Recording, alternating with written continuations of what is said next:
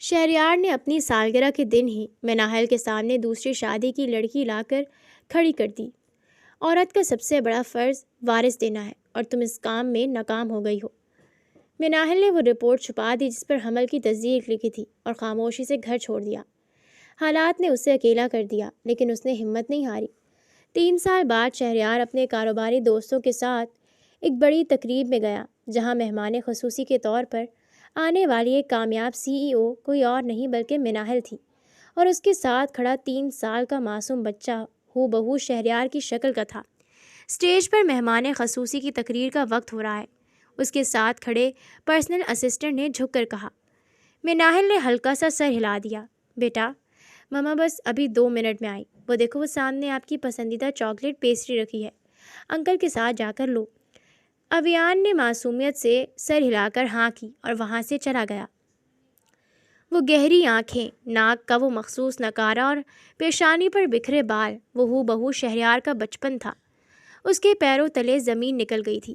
یہ بچہ یہ کس کا ہے؟ شہریار سے رہا نہ گیا اور وہ آگے بڑھتے ہوئے تقریباً دھاڑا۔ سوال پوچھنے کا حق اب تم کھو چکے ہو شہریار۔ نہیں مناحل، مجھے بتاؤ، کیا یہ میرا خون ہے؟ مناحل نے قریب آ کر اس کے بالکل کان کے پاس سرگوشی کی۔ جس عورت کو تم نے بانجھ کہہ کر گھر سے دھکے دیے تھے، اس نے دنیا کو یہ بتا دیا کہ عورت کی شناخت صرف ایک وارث پیدا کرنا نہیں ہوتی، اور رہا یہ بچہ تو ہاں، یہ وہی سچ ہے جو تم اس دن اس فائل میں دیکھنے سے ڈر گئے تھے۔ یہ کہہ کر مناحل پلٹی اور بغیر ایک پل ضائع کیے سیدھا اسٹیج کی طرف بڑھ گئی۔ اسٹیج کی دوسری طرف تقریب کے ہال کے کونے میں کھڑی صبا کا چہرہ غصے اور جلن سے پیلا پڑ چکا تھا۔ اس کی نند عائزہ بھی وہیں موجود تھی۔ یہ وہی عورت ہے نا؟ صبا نے دانت کچکچاتے ہوئے عائزہ کا بازو اس قدر زور سے پکڑا کہ وہ درد سے کرا اٹھی۔ وہی مناحل جسے بھائی نے گھر سے نکالا تھا، اور اب یہ اتنی بڑی کمپنی کی CEO بن گئی ہے۔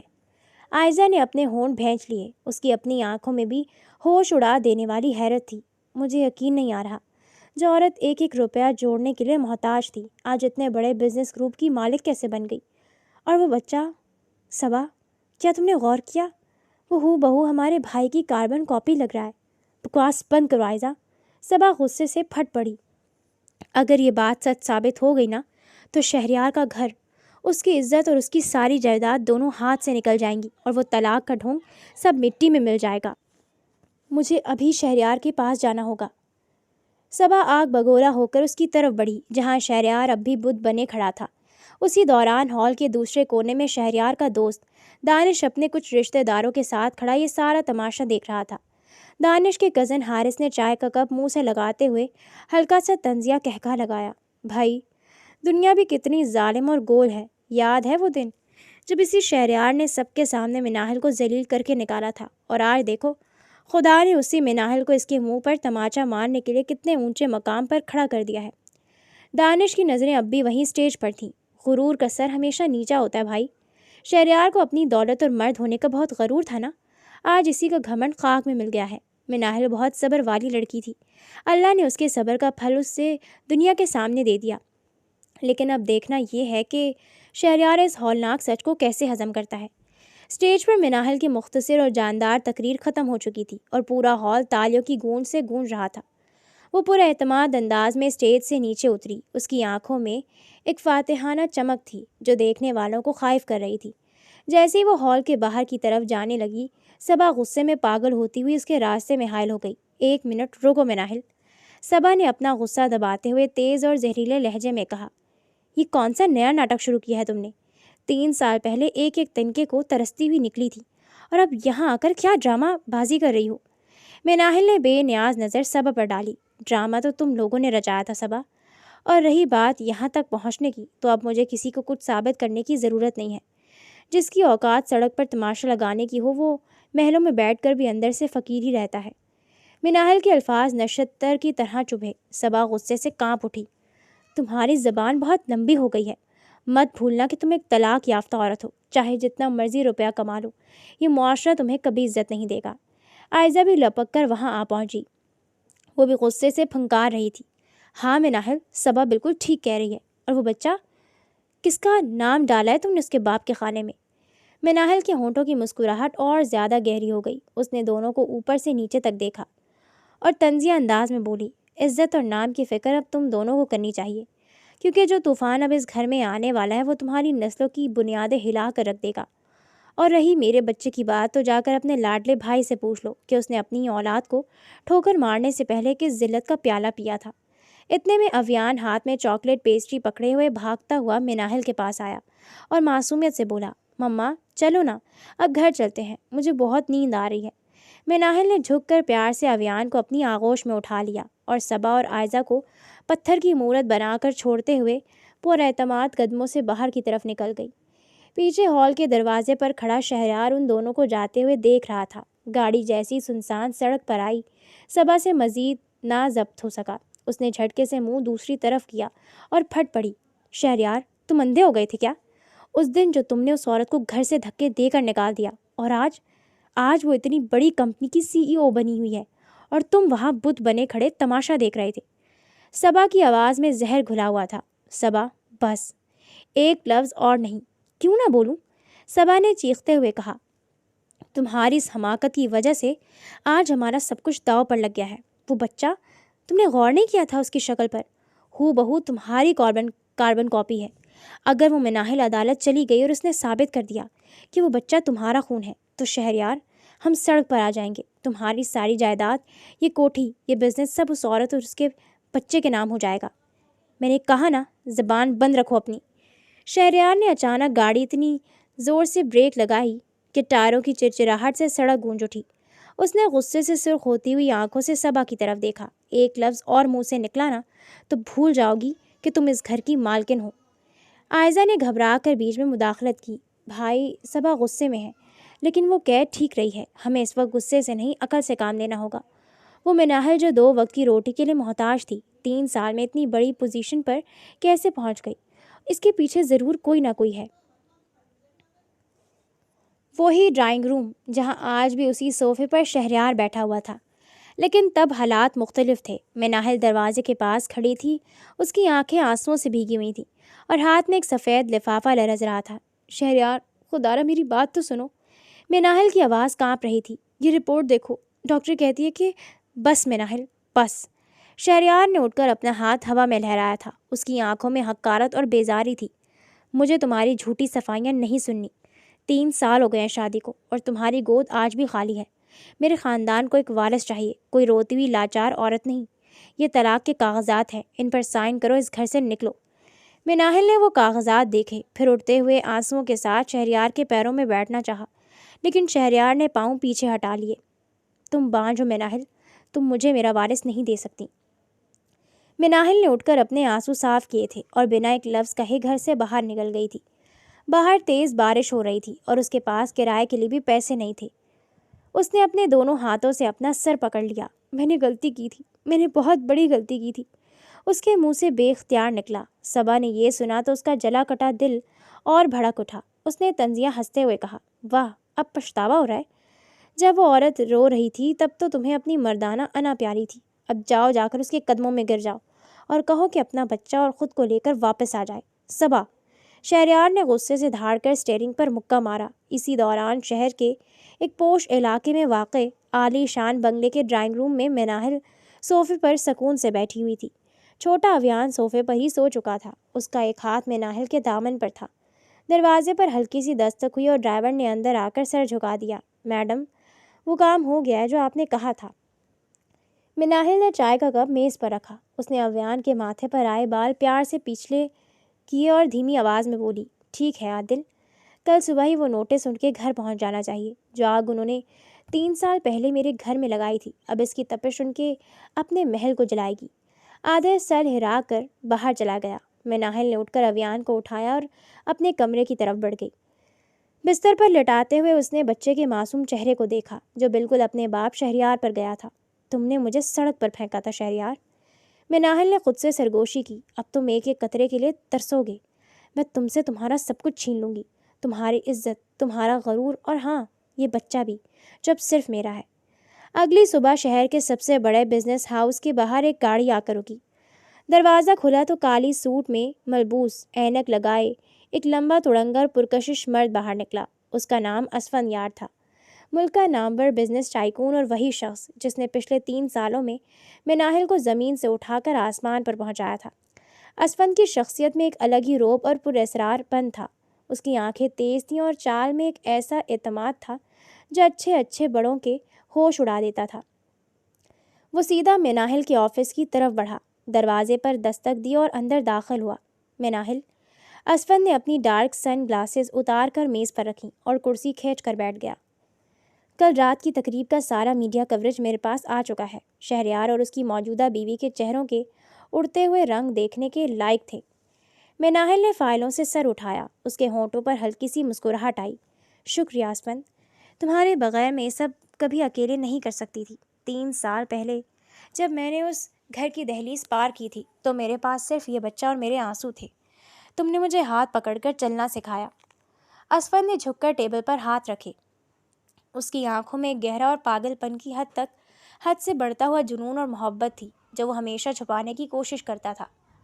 تمہارے آنسوؤں کا بدلہ لینے کا وعدہ کیا تھا میں نے مناہل۔ اسفند کی آواز بھاری ہو گئی۔ شہریار کو تمہیں تباہ کر کے رکھ دوں گا، لیکن کب تک تم اس ماضی کے بھوت کے پیچھے اپنی جوانی جلاؤ گی؟ کیا اب بھی اس کے لیے دل میں کوئی نرم گوشہ باقی ہے؟ مناہل نے سرد نگاہوں سے اسفند کو دیکھا۔ محبت؟ اس انسان کے لیے میرے دل میں اب نفرت کے سوا کچھ نہیں ہے اسفند، اور رہی بات بدلے کی تو یہ تو صرف شروعات ہے۔ میں اسے اس مقام پر لا کر کھڑا کر دوں گا جہاں وہ بھیک مانگے گا اور میں دور کھڑی تماشا دیکھوں گی۔ اسفند نے ہلکا سا قہقہ لگایا۔ وہ مناہل کی طرف جھکا اور سرگوشی نما لہجے میں بولا، تو پھر ٹھیک ہے، اس بار کھیل ہم کھیلیں گے اور رولز ہمارے ہوں گے۔ دیکھنا یہ ہے کہ شہریار اس طوفان کا سامنا کیسے کرتا ہے۔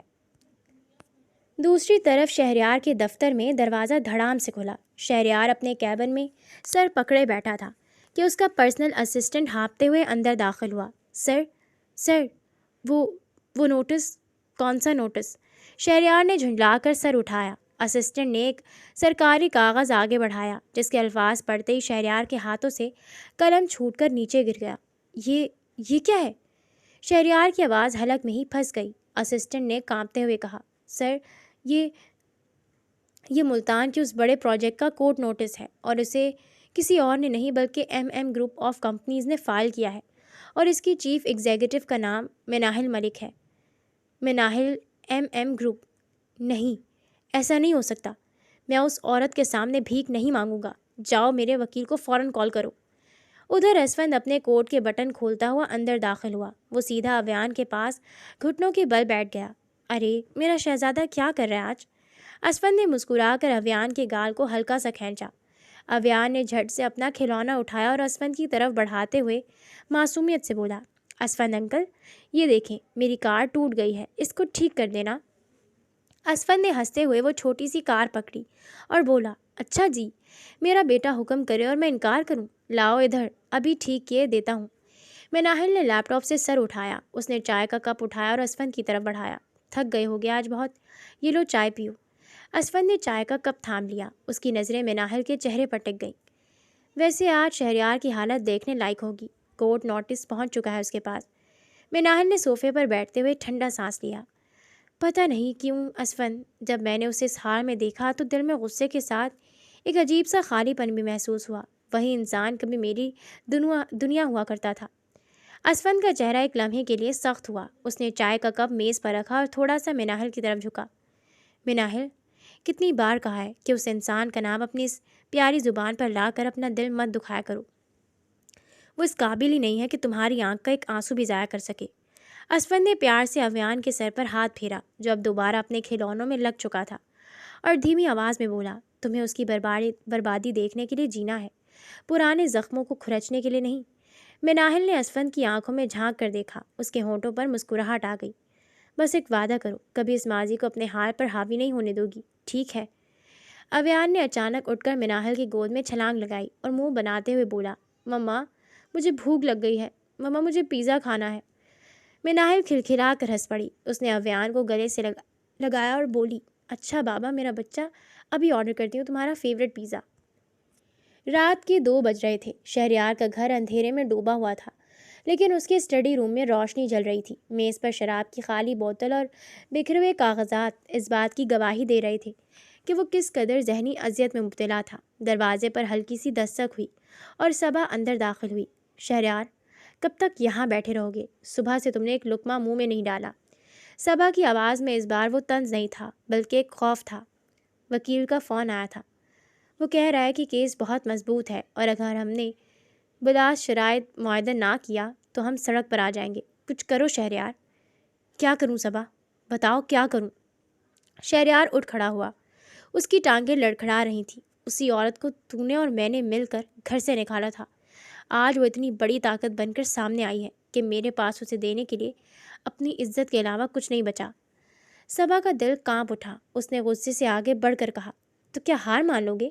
اس مناحل اور اس بچے کے سامنے گھٹنے ٹیک دو گے؟ زبان سنبھال کر بات کرو، وہ بچہ وہ میرا خون ہے، میں نے کل ہی اس کی آنکھوں میں اپنا بچپن دیکھا ہے، وہ میرا بیٹا ہے صبا، اور میں نے اپنی اولاد کو دھکے دے کر نکالا تھا۔ صبا کے پاؤں تلے سے زمین نکل گئی۔ تم کیا کہہ رہے ہو شہریار؟ کیا تم پاگل ہو گئے ہو؟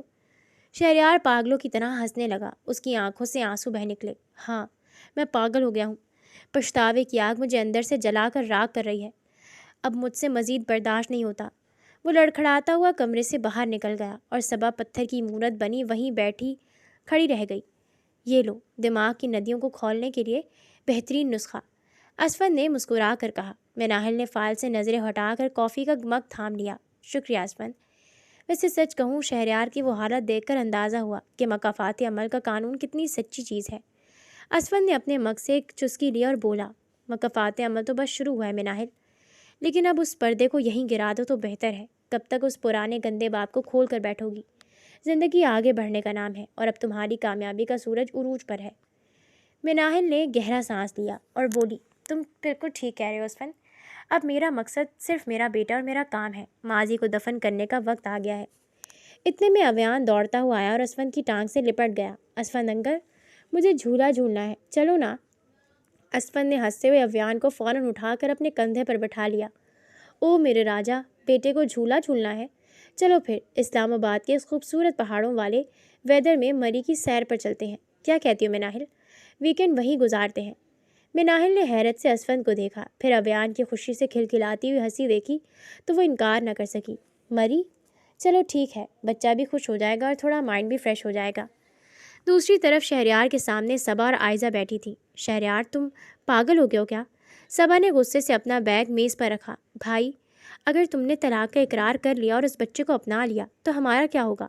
ساجدہ اور میرا اس گھر میں کیا مقام رہ جائے گا؟ تم دونوں کو جو چاہیے میں دینے کو تیار ہوں۔ شہریار نے میز پر دونوں ہاتھ رکھتے ہوئے کہا، مگر میں اب اپنی غلطی کو سدھاروں گا۔ میں مناحل کے سامنے ہاتھ جوڑ کر معافی مانگوں گا، چاہے مجھے اس کے لیے اپنی پوری زندگی کیوں نہ داؤ پر لگانی پڑے۔ 2 دن بعد مری کی حسین اور ٹھنڈی وادیوں میں بادلوں نے ہر طرف سفید چادر اوڑھ رکھی تھی۔ اونچے درختوں کے درمیان بنی ایک پرآرام کاٹیج کے باہر کا لان ہری گھاس اور رنگ برنگے پھولوں سے مہک رہا تھا۔ لان میں ایک لکڑی کے جھولے پر اویان بیٹھا ہوا تھا اور زور زور سے ہنس رہا تھا، جبکہ اسفند اسے پیار سے جھولا دے رہا تھا۔ پاس ہی میز پر چائے کے کپ رکھے ہوئے تھے اور مناحل ہلکے نیلے رنگ کے گرم شال میں لپٹی چائے کا مگ تھامے اس خوبصورت منظر کو دیکھ رہی تھی۔ اسفند جھولے سے ہٹ کر مناحل کے پاس آیا، اس نے ایک ہاتھ میز پر رکھا اور ہلکا سا مسکرا کر بولا، تو کیسا لگ رہا ہے یہاں آ کر؟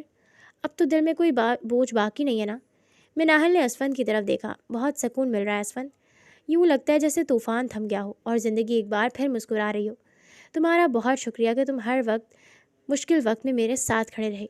شام کا وقت ہو چکا تھا اور سورج پہاڑوں کے پیچھے ڈوب رہا تھا۔ کاٹیج کے گیٹ کے پر پرانی ہلکی سی دستک ہوئی۔ مناحل نے دروازے کی طرف دیکھا، سامنے شہریار کھڑا تھا۔ مناحل نے اپنے بازو سینے پر باندھے اور ٹھنڈی آواز میں بولی، یہاں تک کیسے آ گئے شہریار؟ اور اب کون سا نیا تماشا کرنے آئے ہو؟ شہریار کی آنکھوں سے آنسو بہہ نکلے۔ مجھے معاف کر دو مناحل، وہ بچہ میرا بیٹا، مجھے اپنی غلطی کی سزا مل چکی ہے، خدا را مجھے ایک موقع دے دو۔ اسی لمحے پیچھے سے دروازہ کھلا اور اسفند ہاتھ میں اویان کا ہاتھ پکڑے باہر نکلا۔ اس نے آ کر مناحل کے کندھے پر اپنا ہاتھ رکھا اور سرد نگاہوں سے شہریار کو دیکھا۔ شہریار کا بھرم ٹوٹ گیا تھا۔ مجھے طلاق چاہیے شہریار، میں تمہیں طلاق دیتا ہوں۔ اس کی آنکھوں سے آنسو بہہ نکلے اور وہ وہاں سے لڑکھڑاتا ہوا چلا گیا۔ مناحل وہیں زمین پر بیٹھ گئی اور پھوٹ پھوٹ کر زور زور سے رونے لگ گئی۔ اشفان یار نے آگے بڑھ کر اسے اپنے گلے سے لگا لیا اور محبت سے اس کے بال سہلاتے ہوئے بولا، تم پریشان مت ہو مناہل، میں ہوں نا تمہارے ساتھ، ہم نکاح کریں گے، میں تمہیں دنیا کی ہر خوشی دوں گا اور ہمیشہ سنبھال کر رکھوں گا۔ اس نے مناہل کے آنسو پوچھتے ہوئے نرمی سے کہا، تمہیں یاد ہے جب تم اس دن سڑک پر روتی ہوئی اکیلی جا رہی تھی اور میرا ایکسیڈنٹ ہو گیا تھا؟ تم نے اپنی جان کی پرواہ کیے بغیر مجھے ہسپتال پہنچایا تھا، اور جب میری آنکھ کھلی تو میں نے تمہیں اپنے سامنے پایا تھا۔ اسی دن سے میں تم سے محبت کر بیٹھا تھا۔ اشفن نے اس کا ہاتھ اپنے ہاتھ میں لے کر پیار سے دبایا۔ تم اب کبھی اپنے